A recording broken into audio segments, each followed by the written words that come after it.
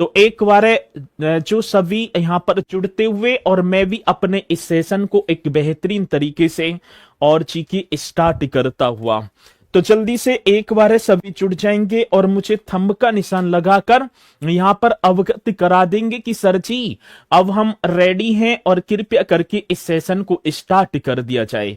अब दूसरी एक और बात होगी, तो भैया जी एक बात क्या होगी, ये यूपी जीके की करंट अफेयर्स की बात है। और दूसरी इसमें मैं एक बात कहना चाहूंगा, आज जो होंगी मतलब कि क्वेश्चन तो बहुत होंगे लेकिन पीडीएफ के द्वारा करेंगे क्योंकि हाथ के द्वारा ज्यादा टाइम लग जाएगा। और एक एक चीज को भैया जी हम जो है सुनील आजमगढ़ से हम नहीं है सर जी, हो आप भी, ठीक है, तो बहुत ही जबरदस्त तरीके से हम करेंगे।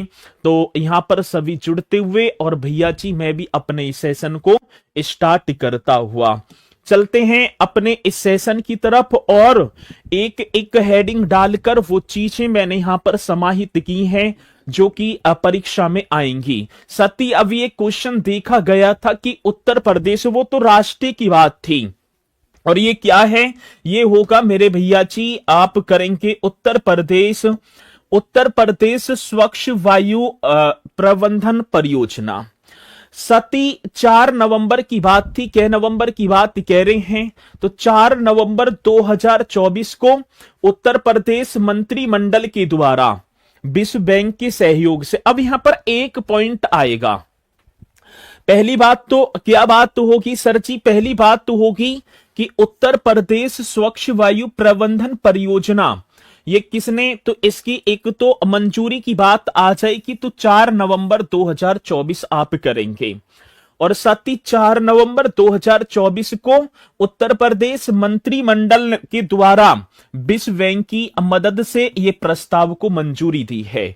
अब एक क्वेश्चन पूछा जाएगा, क्वेश्चन क्या पूछा जाएगा, तो क्वेश्चन ये होगा भैया जी कि उत्तर प्रदेश स्वच्छ वायु प्रबंधन परियोजना को 4 नवंबर 2024 को उत्तर प्रदेश मंत्रिमंडल के द्वारा किसकी मदद से या निम्नलिखित में से किसकी मदद से प्रस्ताव को मंजूरी दी, तो वहां पर होगा आपका WHO, ठीक है, एशियाई विकास बैंक, विश्व बैंक या यूनेस्को। इस तरीके के 4 ऑप्शन होंगे, आपको पहचानना होगा भैया जी, ठीक है ना, तो किसके, तो विश्व बैंक नाम आपने सुना होगा, उस विश्व बैंक की बात तो होगी जिसका ब्रेटन वुड्स सम्मेलन 1944 के तहत मेरे साथी इसकी स्थापना की जाती है और जिसका मुख्यालय वॉशिंगटन डीसी, जिसे बोले तो डिस्ट्रिक्ट ऑफ कोलंबिया में मेरे साथी विश्व बैंक का मुख्यालय है। और इसी विश्व बैंक के द्वारा ठीक है ना, इसकी मदद के द्वारा उत्तर प्रदेश स्वच्छ वायु प्रबंधन परियोजना स्टार्ट होती है।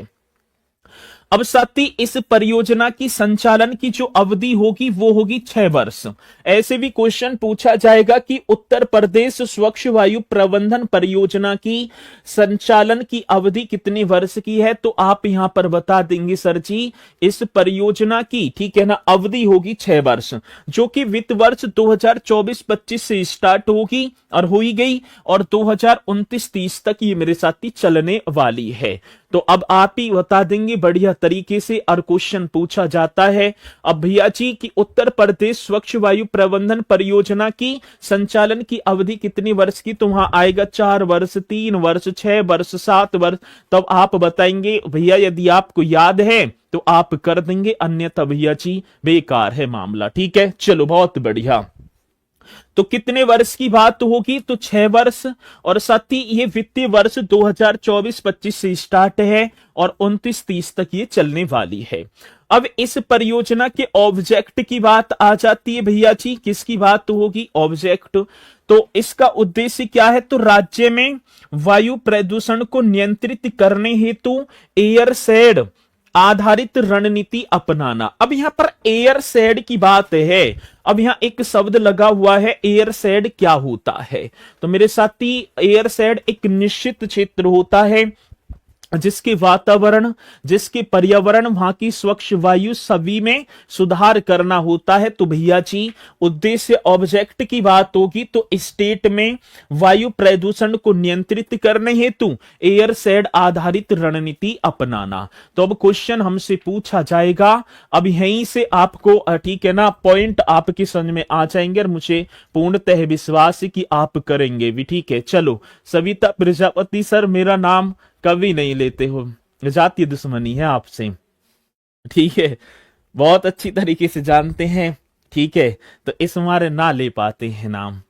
अब भैया इतनी सारी कमेंट्स चलती हैं, नाम क्या है, नाम में सिलेक्शन लेकर आना और जब कहना कि सर हम सविता प्रजापति हैं, तब तो मुझे लगे, तब तो मेरे माइंड में एकदम जो है याद रहेगा, हाँ है सविता प्रजापति जो लखनऊ में पोस्टेड है।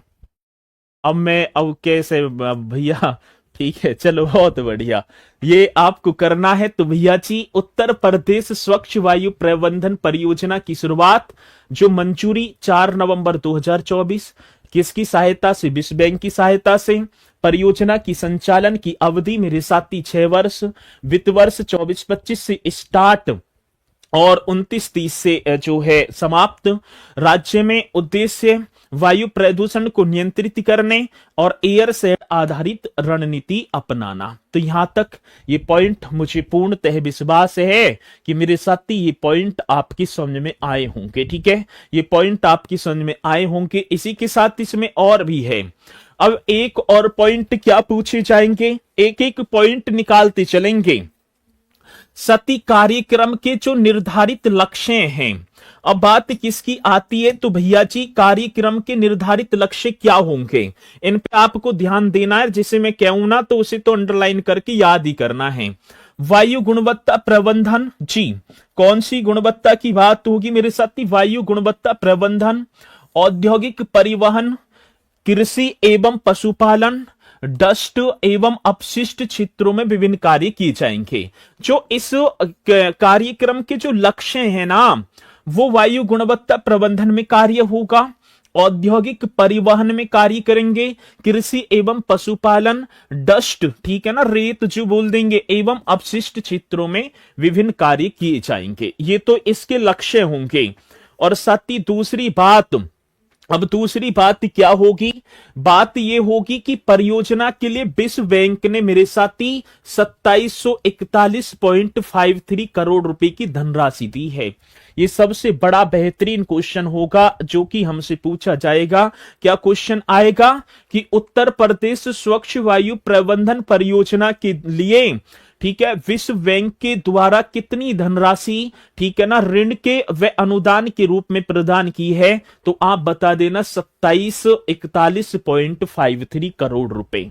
इतने करोड़ रुपए की धनराशि मेरे साथी 27 ठीक है ना 2741.53 करोड़ रुपए की धनराशि ऋण और अनुदान के रूप में, जबकि 1119 करोड़ रुपए की राशि कार्बन फाइनेंसिंग के माध्यम से प्राप्त होगी। तो हमें ये पॉइंट तो याद रखना है, इस परियोजना के लिए विश्व बैंक ने कितनी धनराशि ऋण और अनुदान के रूप में प्रदान की है, तो मेरे साथी आपको बता देना 2741.53 करोड़ रुपए। ठीक है, चलो अब इस परियोजना के क्रियान्वयन के लिए एक दूसरा पॉइंट और होगा साथी, ठीक है ना। उत्तर प्रदेश जो स्वच्छ वायु प्रदूषण कार्यक्रम जो चल रहा है या ये परियोजना के क्रियान्वयन के लिए Uttar Pradesh clean air management प्राधिकरण के गठन भी किया जाएगा। ये भी पॉइंट आपको नोट करना है और एक ये पॉइंट लिख लेना है। और साथ ही ये सबसे ज्यादा इंपोर्टेंट होगा, उत्तर प्रदेश एयर शेड आधारित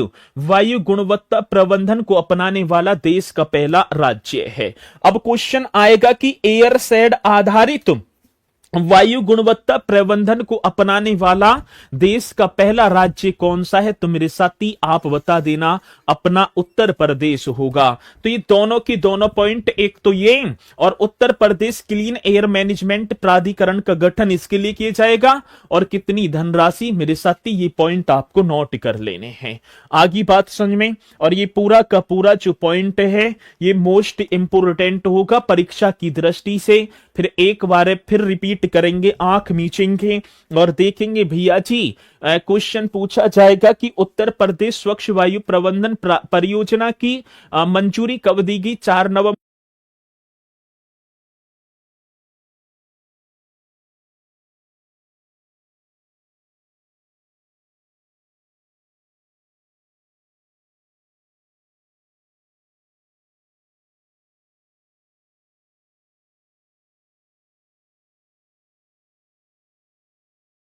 हेलो हेलो हेलो प्यारे साथी, एक बार जुड़ जाएंगे सभी के सभी।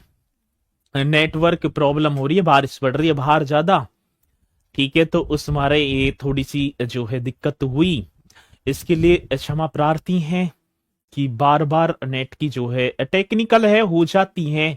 ठीक है, चलो तो एक बार मेरे साथी सभी जुड़ जाएंगे और दोबारा से हम अपने इस सेशन को करेंगे बढ़िया तरीके से। तो ठीक है, तो जल्दी से एक बार सभी जुड़ जाएं। चलो बहुत बढ़िया, और जी मैं आ गया हूं। ओके, अब ठीक है, राइट। तो जल्दी से एक बार सभी यहां पर जुड़ते भी हुए और साथ ही मैं भी अपने इस सेशन को स्टार्ट करता हुआ। तो भैया जी ये पॉइंट आपने सुना होगा बहुत ही जबरदस्त तरीके से, और फिर अगले अपने इस क्वेश्चन की तरफ मैं आगे बढ़ता हूं। ठीक है, चलो तो एक बार पहले सभी के सभी मुझे थंब का निशान लगाकर यहां अवगत करा देंगे कि सर जी हम रेडी हैं, और कृपया करके इस सेशन को कर दिया जाए स्टार्ट। और वो आपके थंब का निशान जो मेरे लिए एक मेरे साथी ऊर्जा का स्रोत होगा।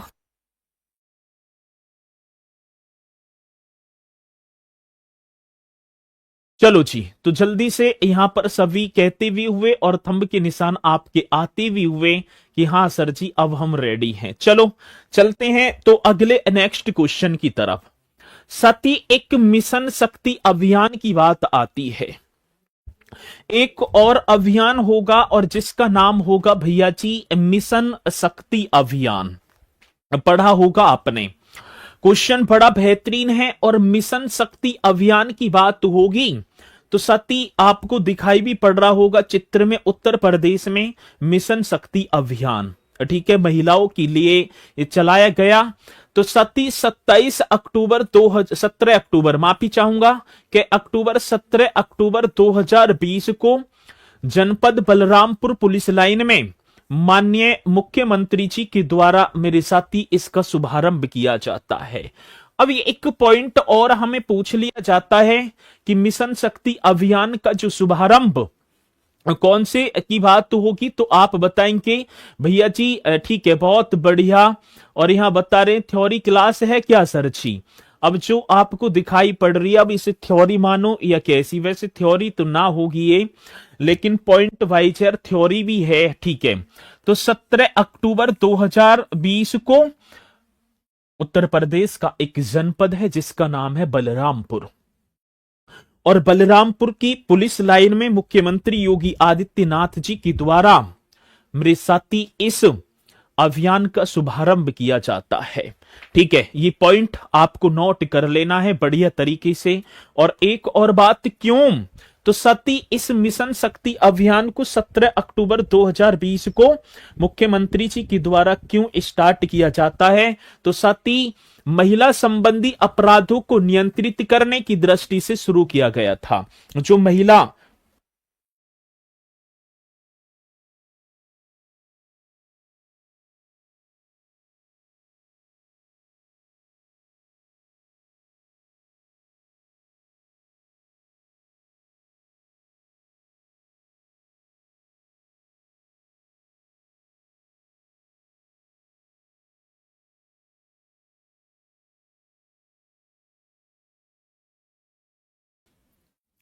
तो भैया जी चलते हैं तो किसकी बात होगी, जो मिशन शक्ति महिला संबंधी अपराधों को नियंत्रित करने की दृष्टि से शुरू किया गया। जो महिलाओं के जो आपने देखा होगा अपराध चल रहे हैं, उन्हें नियंत्रित करने के लिए, उन पर लगाम कसने के लिए उत्तर प्रदेश सरकार में मुख्यमंत्री योगी आदित्यनाथ जी की एक पहल और स्टार्ट होती है, और जिसका नाम था मुख्यमंत्री, ठीक है ना, मतलब कि मिशन शक्ति अभियान। साथ ही इसकी थीम, सबसे ज्यादा क्वेश्चन पूछ लिए जाते हैं, थीम क्या थी? तो सुरक्षा। ठीक है, महिलाओं की सुरक्षा, महिलाओं का सम्मान और मेरे साथी महिलाओं का जो है स्वावलंबन। तो क्वेश्चन बड़ा बेहतरीन होगा। अब क्वेश्चन पूछा जाएगा तो आप बताएंगे कि मिशन शक्ति अभियान की शुरुआत 17 अक्टूबर 2020 को बलरामपुर पुलिस लाइन से किसके द्वारा? मुख्यमंत्री जी के द्वारा। साथ ही महिला संबंधी अपराधों को नियंत्रित करने की दृष्टि से सुरक्षा, सम्मान और स्वावलंबन इसकी थीम होगी। तो एक बार सभी के सभी फिर एक बार देखेंगे। अब ठीक है, मेरे साथ आपको करना है, आंख मीच लो फोन के सामने। मिशन शक्ति अभियान की शुरुआत 17 अक्टूबर 2020 को। क्वेश्चन पूछा जाएगा कि मिशन शक्ति अभियान की शुरुआत, तो आप बताएंगे 17 अक्टूबर 2020 को। साथी कहां से? बलरामपुर पुलिस लाइन से। किसके द्वारा? मुख्यमंत्री योगी आदित्यनाथ जी के द्वारा। क्यों? महिलाओं पर हो रहे अपराध और अत्याचारों को नियंत्रित करने की दृष्टि से। थीम क्या है? तो सुरक्षा, सम्मान और स्वावलंबन। तो मेरे साथी ये आपका होगा मिशन शक्ति अभियान। ठीक है, और जहां तक मुझे लगा है कि भैया जी ये पॉइंट आपकी समझ में आया होगा बहुत ही बढ़िया तरीके से। अब मैं ऐसे ही आपसे बीच बीच में पूछता चलूंगा, और जब पूछता चलूंगा तो मेरे साथी आप जवाब देते चलेंगे। ठीक है, आप सभी को जवाब देते चलना है एक एक पॉइंट का, और बताते चलेंगे। ठीक है, चलो जी। अब दूसरे की तरफ आते हैं, ये तो हो गया। और वैसे बहुत ऐसे ही तो मिशन शक्ति वगैरह ये तो महिलाओं से संबंधित कार्य सरकार ज्यादा कर रही है, और क्वेश्चन भी सबसे ज्यादा पूछे जा रहे हैं। अगला, पेड़ लगाओ पेड़ बचाओ वृक्षारोपण जन अभियान 2024। सती कार्य आज देखेंगे तो सरकार सबसे ज्यादा पर्यावरण की तरफ अपने रुख को करे हुए हैं, और महिलाओं के सम्मान की बात की जा रही है सबसे ज्यादा, और पेड़ों की तरफ भी चल रहे हैं, पर्यावरण की तरफ, जो पर्यावरण को बढ़ावा दिया जा रहा है। तो भैया जी एक जन अभियान और आता है, और जिसका नाम था पेड़ लगाओ पेड़ बचाओ वृक्षारोपण जन अभियान 2024। ठीक है, अब शुभारंभ की बात आती है। पहली बात तो क्या होगी? तो साथी आप बताएंगे 20 जुलाई 2024 को क्वेश्चन पूछ लिया जाए कि पेड़ लगाओ पेड़ बचाओ वृक्षारोपण जन अभियान की शुरुआत कब होती, शुभारंभ कब होता है? तो आप बताएंगे मेरे साथी 20 जुलाई को। और उत्तर प्रदेश में पेड़ लगाओ पेड़ बचाओ, ठीक है ना, मतलब कि 20 जुलाई को मनाया जाएगा। आपको चित्र भी दिखाई पड़ रहा होगा, योगी जी मास्क लगाए हुए बैठे हैं और पौधा इनके हाथ में है। ठीक है, तो क्वेश्चन आएगा कि पेड़ लगाओ पेड़ बचाओ वृक्षारोपण जन अभियान की शुरुआत कब होती है? जो शुभारंभ है मेरे साथी 20 जुलाई 2024 को।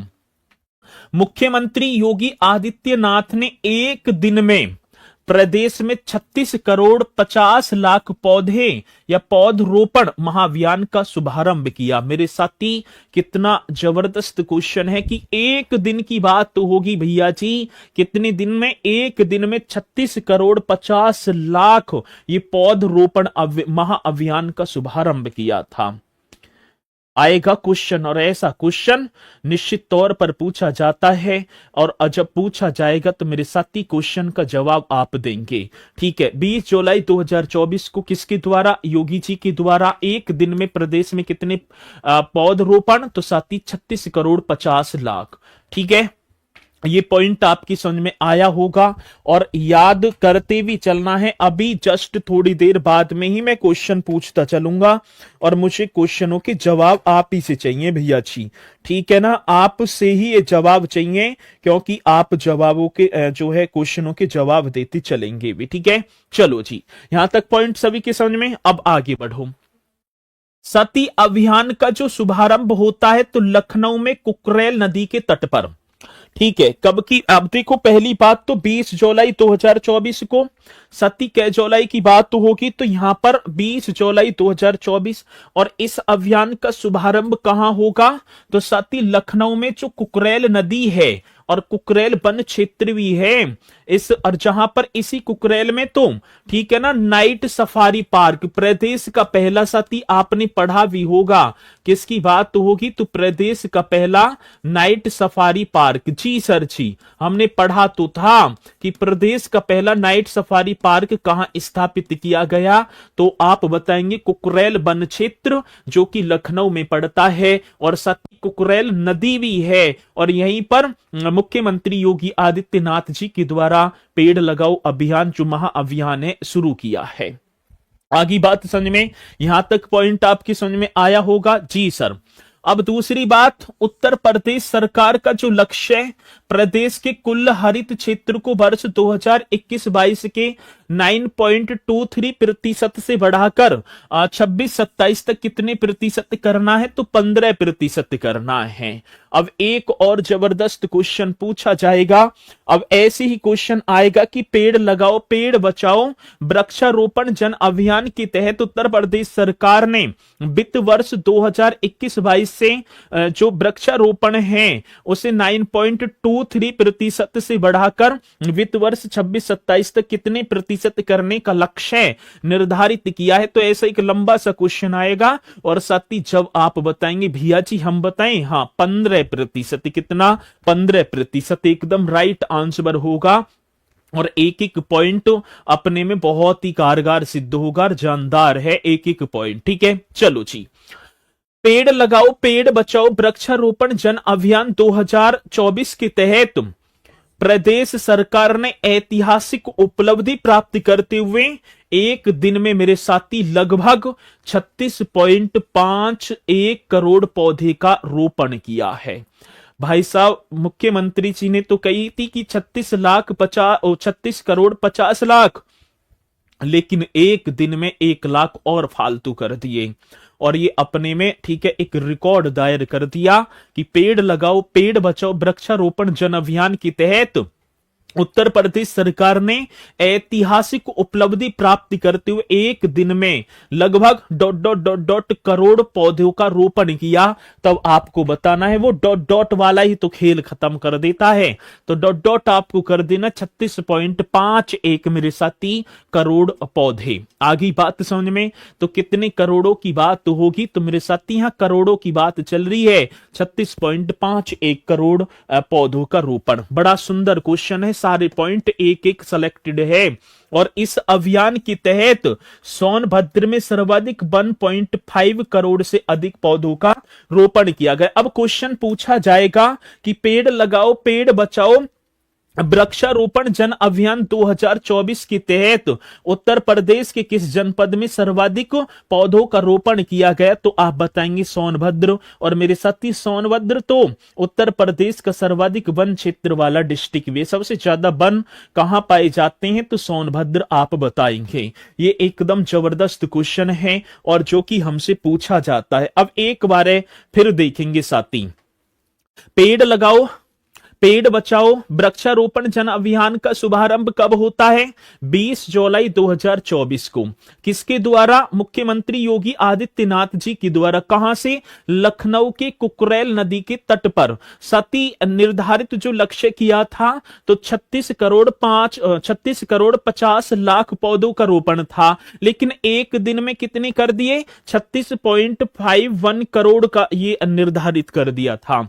ठीक है, वित्त वर्ष जो उत्तर प्रदेश सरकार ने वित्त वर्ष 21-22 के 9.23% जो बनावरण को, ठीक है ना, वित्त वर्ष 26-27 तक कितने प्रतिशत रखने का लक्ष्य है, तो आप बता देंगे सर जी वो होगा 15%। ठीक है, कितने प्रतिशत, 15। और क्वेश्चन आए पेड़ लगाओ पेड़ बचाओ वृक्षारोपण जन अभियान के तहत उत्तर प्रदेश के किस जनपद में 1.5 करोड़ से अधिक पेड़ लगाए गए हैं, पेड़ों का रोपण किया गया, तो मेरे साथी आप बताएंगे सोनभद्र। वो सोनभद्र जिसका जिला मुख्यालय होगा रॉबर्ट्सगंज। तो क्वेश्चन बड़ा बेहतरीन होगा।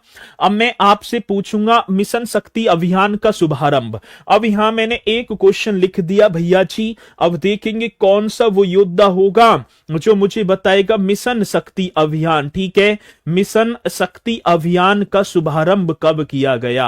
अब देखूंगा कितना आपका ध्यान है, ठीक है, पढ़ने में, और कितने का बस खाम खाम कमेंट्स चल रही हैं। ठीक है, मिल गई काजल आज तो, अभी देखा था मैंने, वह ऐसे ही चल रहे हैं।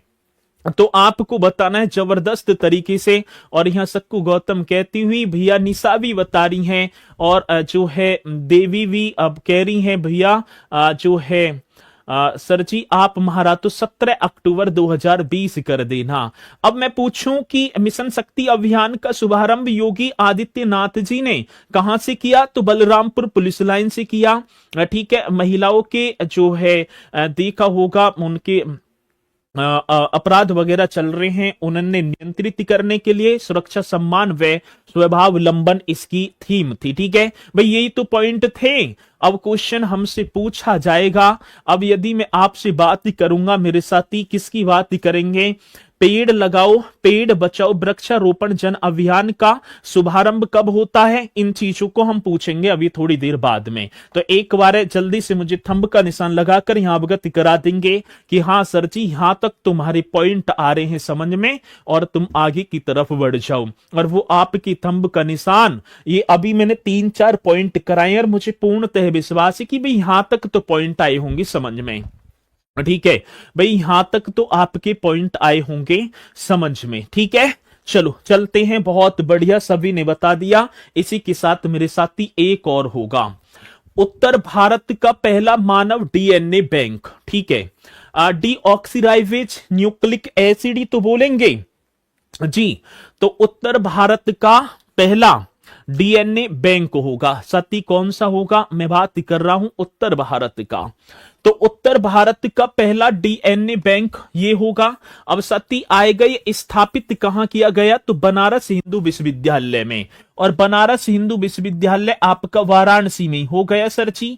भाई ये तो क्वेश्चन पूछा जाएगा। अब क्वेश्चन क्या आएगा कि उत्तर भारत का पहला डीएनए बैंक निम्नलिखित में से किस विश्वविद्यालय में स्थापित किया गया। 4 यूनिवर्सिटी आपके सामने होंगी, जिनमें से होगा बाबा साहेब भीमराव अंबेडकर विश्वविद्यालय लखनऊ, ठीक है, बनारस हिंदू विश्वविद्यालय वाराणसी में होगा, सती डॉक्टर संपूर्णानंद विश्वविद्यालय वाराणसी में। तो इस तरीके के 4 ऑप्शन होंगे। तो आप बताएंगे उत्तर भारत का पहला मानव डीएनए बैंक। अब देखो, यदि ये क्वेश्चन हट जाए, मानव शब्द हट जाए कि भारत का पहला डीएनए बैंक, तब लखनऊ आ जाएगा। यदि मानव शब्द यहां से हट गया और खाली आ जाए कि भारत का पहला डीएनए बैंक कहां स्थापित किया गया, तो मेरे साथी आप बता देंगे लखनऊ में। लेकिन यहां शब्द लगा हुआ है मानव। अब उत्तर भारत का पहला मानव डीएनए बैंक मेरे साथी किस विश्वविद्यालय में स्थापित किया गया, तो आप बड़े बेहतरीन तरीके से बताएंगे सर जी महाराज तो आप बनारस हिंदू विश्वविद्यालय कर देना वाराणसी में। चलो बहुत बढ़िया। 30 जनवरी 2024 को बनारस हिंदू विश्वविद्यालय, ठीक है, कौन सा, बनारस हिंदू यूनिवर्सिटी के जंतु विज्ञान विभाग के ज्ञानेश्वर लैब में एक ऑटोमेटेड डीएनए, ठीक है ना, एक्सट्रैक्टर मशीन स्थापित की गई जो पूर्णतः स्वदेशी है। ठीक है, और ये भारत का पहला डीएनए भंडार कहां, तो ये आप उत्तर भारत कर देना। ठीक है, चलो, तो ये जो है दिखाया है डीएनए के, ये लाल पीले से डोल रहे हैं। ठीक है, तो ये ठीक है, तो ये आपको ये बताया है, दिखाया गया है। तो मेरे साथी उत्तर भारत का पहला मानव डीएनए बैंक ये आपको कर देना है। 30 जनवरी 2024 को बनारस हिंदू विश्वविद्यालय के जंतु विभाग के एक ज्ञानेश्वर लैब होगी। साथी ये भी तो क्वेश्चन पूछ लिया जाएगा कि जंतु विभाग की, जंतु विज्ञान विभाग की कौन सी लैब में, ज्ञानेश्वर लैब में। मेरे साथी ऐसा ही क्वेश्चन होगा, और जब होगा तो भैया आपको बताना होगा। और मुझे पूर्णतः विश्वास है कि आप ऐसे क्वेश्चन को करेंगे। कल्लू कालिया झांसी वाले, यस सर जी, बहुत बढ़िया। अब मैं डेली आपके भी देख रहा हूं, तुम भी डेली डीपीए चेंज कर रहे हो। ठीक है, कभी किसी लगा दो, कभी किसी लगा दो हो। अब देख लो, मेरी नजर कल्लू कालिया झांसी तक नहीं है, आपकी डीपीए भी देख रहा हूं मैं। क्योंकि कल कुछ कभी कुछ कभी कुछ, तो पढ़ो भैया, यूट्यूब पर जाके डीपी वगैरह मत करे करो ऐसे, ठीक है। चलो, ये पॉइंट आपको करना है। इसी के साथ आगे, उत्तर प्रदेश की 6 नए उत्पादों को जीआई टैग। सती जियोग्राफिकल इंडिकेशन टैग।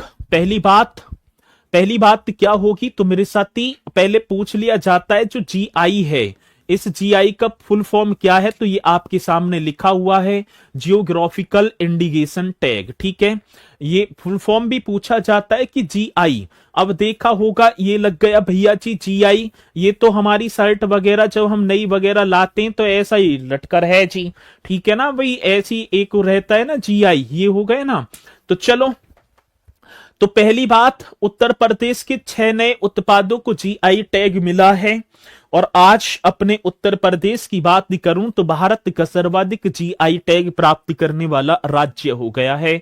और 77, आज वर्तमान में उत्तर प्रदेश के पास कितने जीआई टैग हैं तो मेरे साथी 77, ठीक है। तो कितने होंगे 77। अब जीआई टैग की बात तो होगी मेरे साथी, जियोग्राफिकल इंडिकेशन टैग की बात है तो साथी ये उस मतलब कि एक कोई क्षेत्र हो, ये जनपद हो, उस उत्पाद को दिया जाता है जो एकदम फेमस हो और राष्ट्रीय लेवल पर उसकी पहचान प्रदान की जाती है और उसकी नकल वगैरह भी नहीं कर सकते।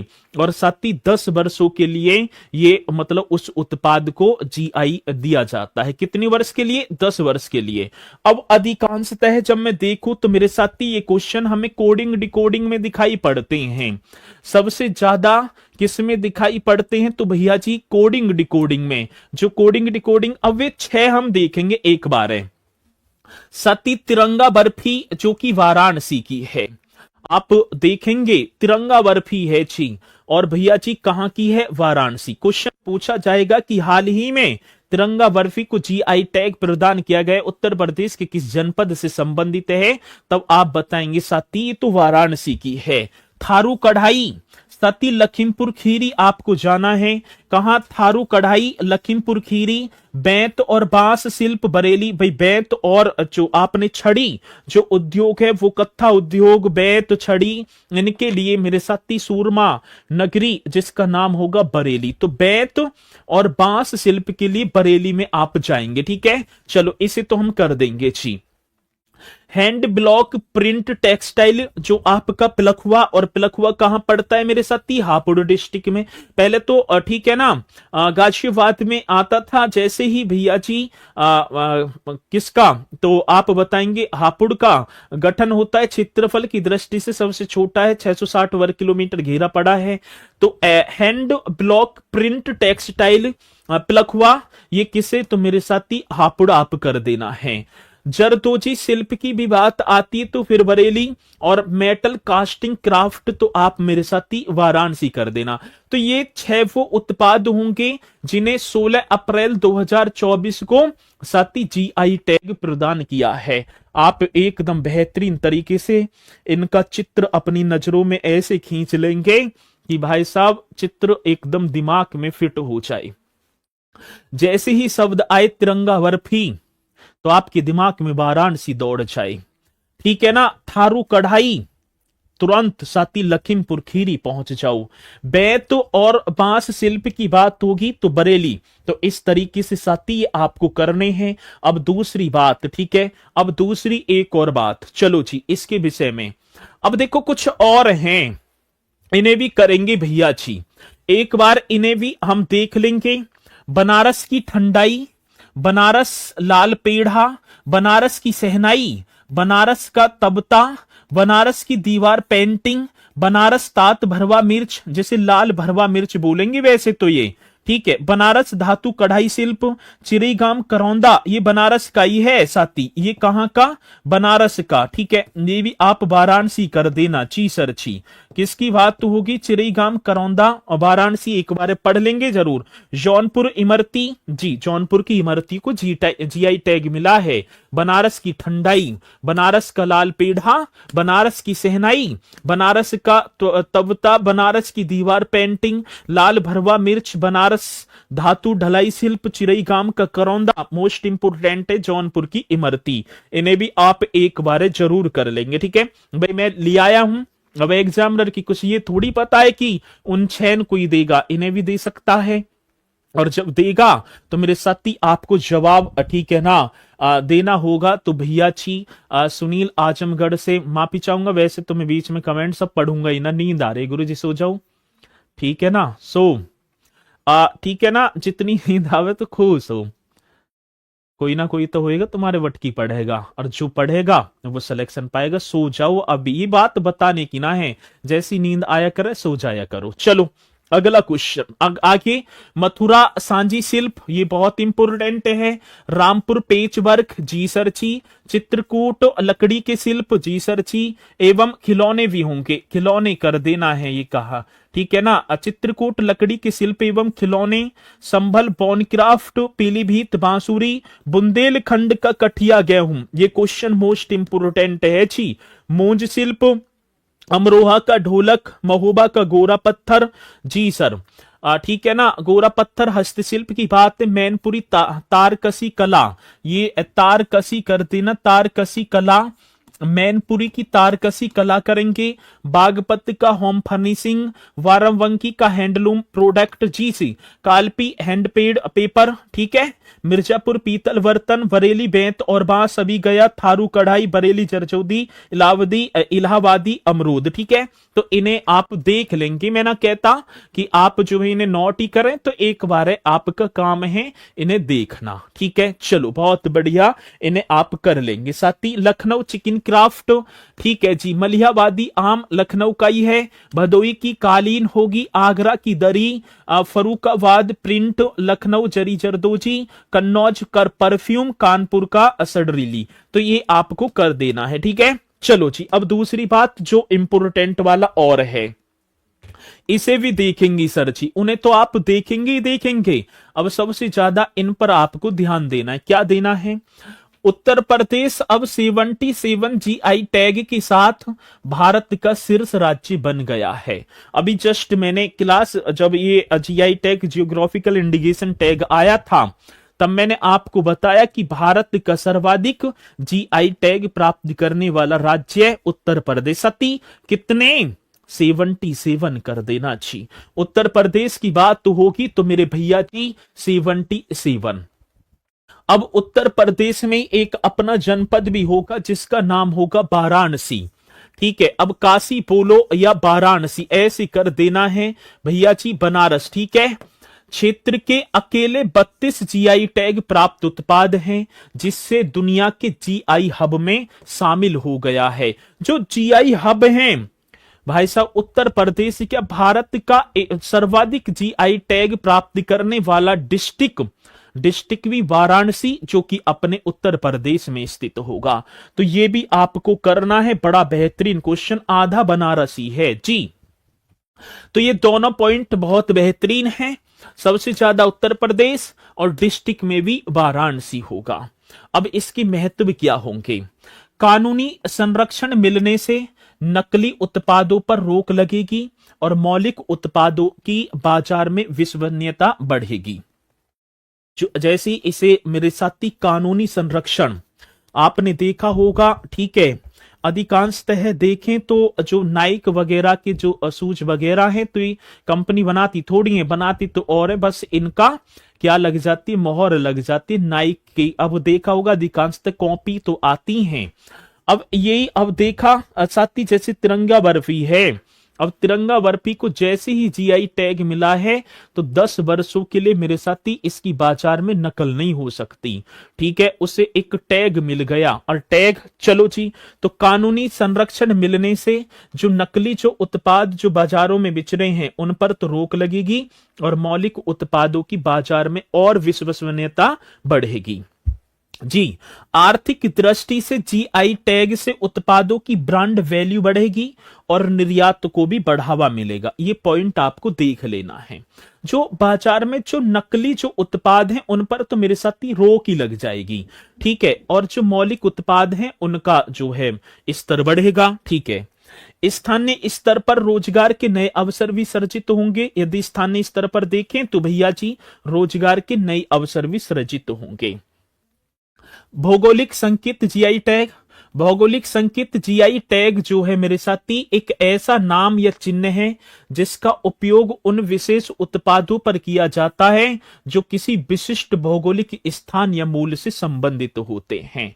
अभी आपने देखा ये उत्तर प्रदेश के पढ़े थे आपने। अब जैसे ही हमने बात करी कठिया गेहूं तो एकदम दिमाग में आया कठिया गेहूं, हाँ भाई साहब कठिया गेहूं तो बुंदेलखंड का है क्योंकि उसे जीआई टैग भी मिला हुआ है और उस उत्पाद की यदि बात की जाए तो वो बाजार में ठीक है ना एकदम असली जाएगा। तो इस तरीके से तो ये एक ऐसा नाम या चिन्ह जिसका उपयोग मेरे साथी उन विशेष उत्पादों पर किया जाता है जो विशिष्ट भौगोलिक स्थान या मूल से संबंधित, कोई विशिष्ट भौगोलिक स्थान हो या मूल से संबंधित होते हैं। आगे बात समझ में, ये पॉइंट भी आप देख लेना, बस समझना है। जी सर, चलो जी अगली पॉइंट। जीआई टैग यह सुनिश्चित करता है कि केवल अधिकृत उपयोगकर्ताओं या भौगोलिक क्षेत्र में रहने वाले लोगों को ही लोकप्रिय उत्पाद के नाम का उपयोग करने की अनुमति है। आगे बात समझिए, ये भी बात है कि अब जैसे कि तिरंगा बर्फी है कोई और ना बनाएगा भाई साहब, उस भौगोलिक क्षेत्र में और उपयोगकर्ता और उस क्षेत्र में रहने वाले लोकप्रिय व्यक्ति उस उत्पाद को उपयोग करेंगे और उनकी अनुमति है। यह उत्पाद को दूसरे द्वारा नकल या अनुकरण किए जाने से भी बचाता है और एक पंजीकृत जीआई टैग 10 वर्षों के लिए वैध होता है। ये क्वेश्चन पूछा जाता है जीआई टैग कितने वर्षों के लिए वैध होता है, तो 10 वर्षों के लिए वैध होता है। और जीआई पंजीकरण की देखरेख वाणिज्य तथा उद्योग मंत्रालय के अधीन उद्योग और आंतरिक व्यापार संवर्धन विभाग द्वारा की जाती है। तो मेरे साथी इन पॉइंटों को आप कर लेंगे एक बार नोट और देख लेंगे, रट देने हैं ये चीजें क्योंकि ये परीक्षा में पूछी जाती हैं। ठीक है, चलो मेरे साथी इसी के साथ आगे बढ़ूंगा अगले उस पर। अयोध्या में सूर्य तिलक परियोजना क्या थी? एक साथी अयोध्या में जब हम गए तो हमने मतलब कि देखा तो अयोध्या में एक सूर्य तिलक परियोजना थी, मतलब कि अभी चली थी अयोध्या में सूर्य तिलक परियोजना। अब ये परियोजना क्या है सती? इस परियोजना का आयोजन होता है 17 अप्रैल 2024 होगा, माफी चाहूंगा 2024 को। तो 17 अप्रैल 2024 को रामनवमी के अवसर पर रामलला मंदिर में 3 मिनट एक लंबा सूर्य तिलक समारोह आयोजित किया गया। कब की बात तो होगी मेरे साथी? 17 अप्रैल 2024 की बात तो होगी। बड़ा बेहतरीन क्वेश्चन है, ठीक है, जो कि हमसे पूछा जाएगा, जब पूछा जाएगा तो बताएंगे कि 17 अप्रैल 2024 को राम नवमी के अवसर पर मेरे साथी राम लला मंदिर में 3 मिनट लंबा जो ठीक है, अब देखो ये 3 मिनट, ठीक है ना, 3 मिनट तक जो राम लला है उनके मस्तिष्क पर मेरे साथी, ठीक है ना, ये सूर्य तिलक समारोह चला था। ये जो किरण पड़ रही है सूर्य की, ये राम लला की मूर्ति है और साथी ये अयोध्या में होता है 17 अप्रैल 2024 को। आगे बात समझ में, यहां तक पॉइंट सभी के समझ में आए होंगे? जी सर जी, 17 अप्रैल 2024 को यह भी पूछ लिया जाता है कौन सा अवसर होगा? रामनवमी का अवसर। कितने मिनट? 3 मिनट लंबा, ठीक है, 3 मिनट तक, ठीक है ना, सूर्य तिलक समारोह आयोजित किया जाता है जो मतलब कि सूर्य के द्वारा वैसे भी बनाई गई हैं, लेजर हैं। इस दौरान, ठीक है, इस दौरान दोपहर में 12 बजे मेरे साथी 4 दर्पणों एवं 2 लेंस के संयोजन से श्री राम लला के मस्तक पर सूर्य की प्रकाश की किरण डाली गई। ये आपको दिखाई पड़ रही होंगी भैया जी, राम लला जी की मस्तक पर ये सूर्य की किरणें, ये सूर्य का प्रकाश डाला जाता है। और भैया जी किसकी सहायता से? 4 दर्पण होंगे, दर्पण शीशा, 2 लेंस के संयोजन से। और इसमें जो महत्वपूर्ण भूमिका जो अदा की है वो भारतीय खगोल भौतिकी संस्थान आईआईए जो बंगलुरु में है। मेरे साथी किसकी बात होगी, तो भारतीय खगोल भौतिकी संस्थान आईआईए बंगलुरु ने सूर्य तिलक परियोजना में महत्वपूर्ण भूमिका निभाई है। ये बात आगे बात समझ में जी सर जी, यहां तक पॉइंट आपकी समझ में आया होगा। कब की बात तो होगी, तो भैया जी 17 अप्रैल की बात थी, वर्ष 2024 था, राम नवमी का अवसर था और अयोध्या में मेरे साथी रामलला जो मंदिर है और भगवान रामलला के जो मस्तिष्क पर कितने मिनट, 3 मिनट ये लंबा सूर्य तिलक समारोह आयोजित किया गया जो 4 दर्पण और 2 लेंसों का संयोजन था और इसमें भारतीय खगोल भौतिकी संस्थान ने महत्वपूर्ण भूमिका अदा की थी। आगे बात समझ में जी। अब एक क्वेश्चन था जी, अब मैं थोड़ा सा पीछे की तरफ आपको चलूं लेकर, ठीक है ना। पेड़ लगाओ था भी, ठीक है, वृक्ष बचाओ, एक वृक्षारोपण या वृक्ष पेड़ बचाओ वृक्षारोपण जन महाअभियान 2024 की जो शुरुआत मुख्यमंत्री जी ने या शुभारंभ मुख्यमंत्री जी ने कहां से किया था। अब शुभारंभ की बात तो होगी तो जल्दी से आप बताएंगे, बता दिया रिंका विंद ने, लखनऊ कुकरेल नदी के तट से। कब, 20 जुलाई 2024 को, ठीक है। अब एक दिन में कितने वृक्ष की बात तो होगी साथी, ये भी बता दो मुझे कि एक दिन में कितने वृक्ष लगाने का, ठीक है ना, एक दिन में कितने वृक्ष लगा दिए। बड़ा बेहतरीन क्वेश्चन है और इधर वाले इनका तो भैया जी जवाब बिना रहे, ठीक है, तो जल्दी से बताएंगे। तो 36.51 करोड़, बहुत बढ़िया, एक दिन में ये लगा दिए जी।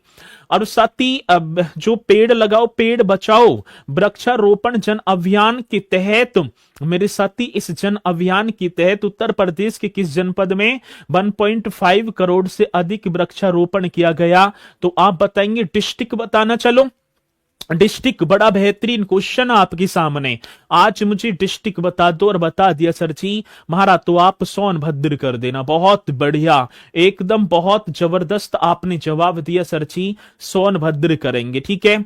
अयोध्या में एक आपने देखा होगा मेरे साथी, कौन सा होगा, सूर्य तिलक परियोजना। भगवान जो रामलला की मस्तिष्क पर कितने मिनट ये सूर्य तिलक आयोजन किया गया, 3 मिनट तक। साथी कितने दर्पण, 4 दर्पण 2 लेंसों के संयोजन के द्वारा और भारतीय खगोल भौतिकी संस्थान ने इसमें महत्वपूर्ण भूमिका अदा की है अयोध्या में, ठीक है। तो जहां तक है भैया जी ये पॉइंट आपकी समझ में आया होगा और इसी के साथ अगले पॉइंट की तरफ हम फिर चलते हैं। चलो जी, मिशन महिला सारथी पहल का शुभारंभ। अब ये मिशन महिला सारथी साथी, ये मिशन शक्ति अभियान के तहत ही इस पहल का शुभारंभ किया गया है और शुभारंभ कब किया गया, तो 12 अक्टूबर 2023 को।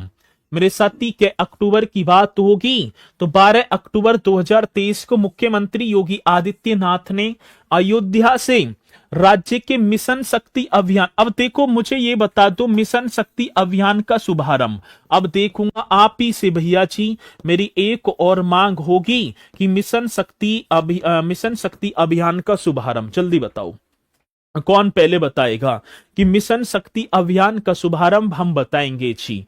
स्पीड के साथ बताना है कि मिशन शक्ति अभियान का शुभारंभ कब हुआ, अभी थोड़ी देर पहले तो कराया था, आपने किया भी होगा 17 अक्टूबर 2020 को। जी सर जी, क्या अक्टूबर की बात थी, 17 अक्टूबर 2020 को बलरामपुर पुलिस लाइन से मुख्यमंत्री योगी आदित्यनाथ जी के द्वारा, यही तो था जिसकी थीम सुरक्षा, सम्मान एवं स्वावलंबन, ये था जी।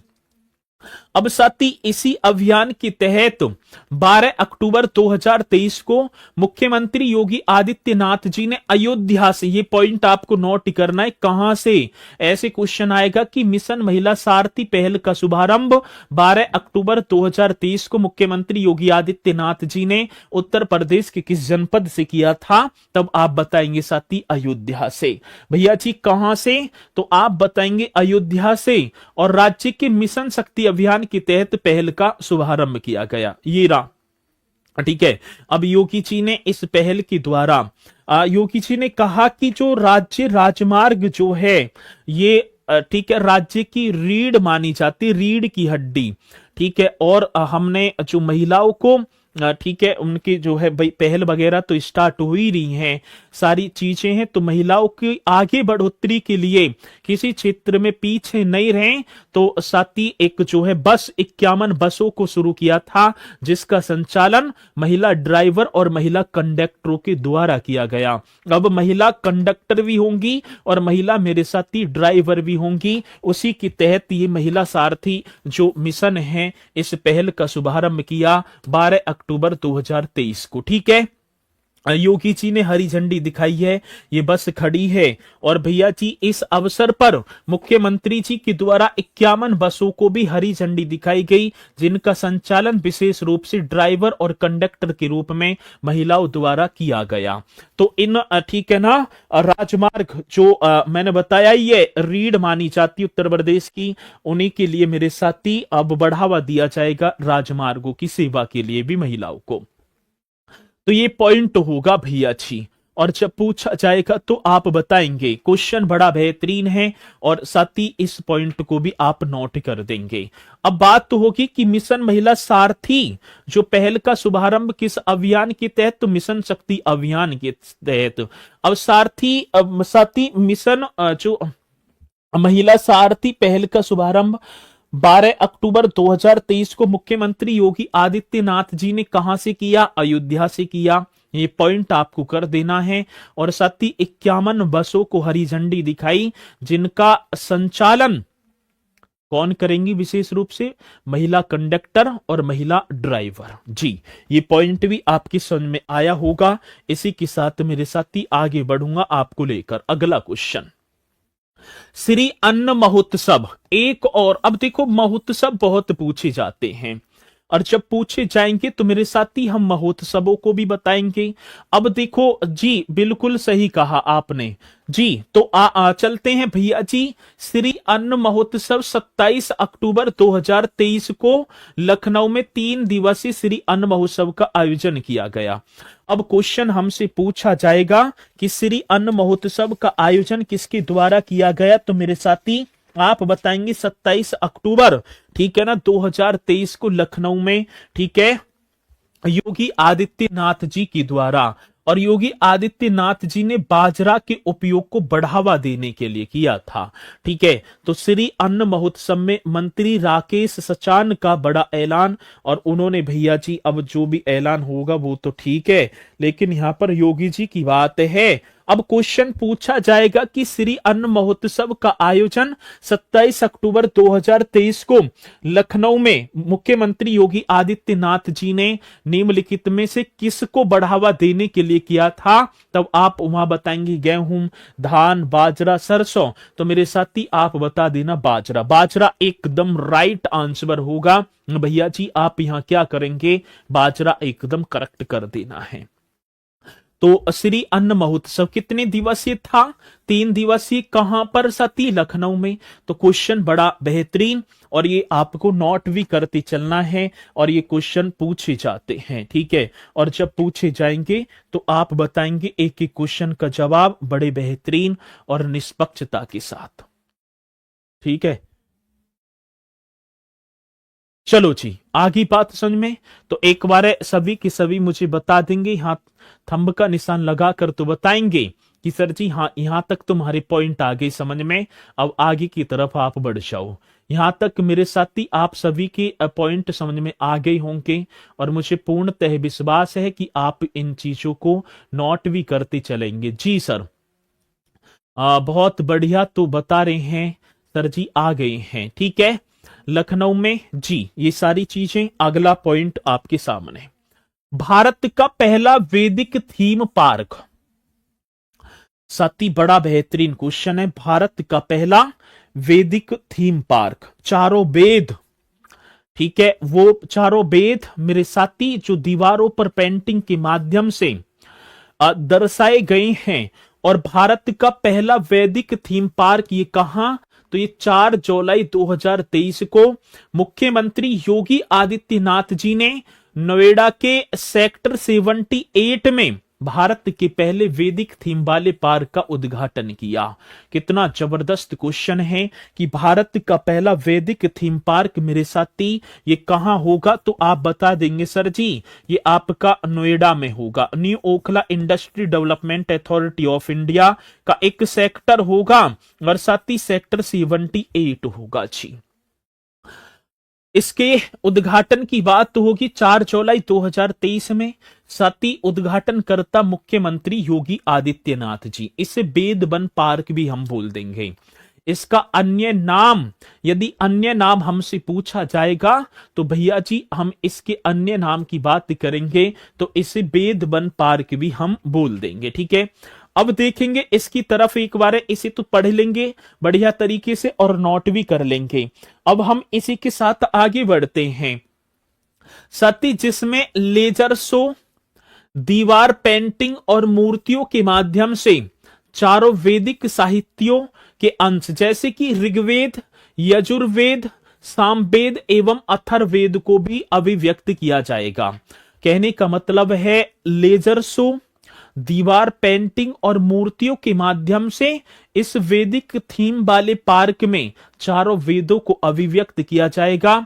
और मेरे साथी इस पार्क को 7 क्षेत्रों में विभाजित किया गया है।